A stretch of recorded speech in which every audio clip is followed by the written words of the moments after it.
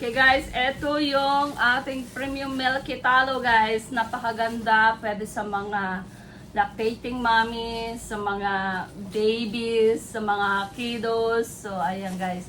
Pero always ask your dermatologists and your doctors guys. So lahat ng ginagamit natin always ask your dermatologist and doctors. So ayan guys, napakaganda ng ating premium milky talo guys. So ayan, tapos meron din tayo guys na talo lang siya kung ayaw nyo ng goat milk. Pero ito napakaganda sa ating skin. So ano pang inaantay nyo guys, yung ating kasing goat milk, premium goat milk, iisa lang siya ang kulay kasi white siya. So i-request nyo lang sa website. Parehas lang mo siyang design pero mamimili na lang kayo guys kung gusto niyo yung may talo milky.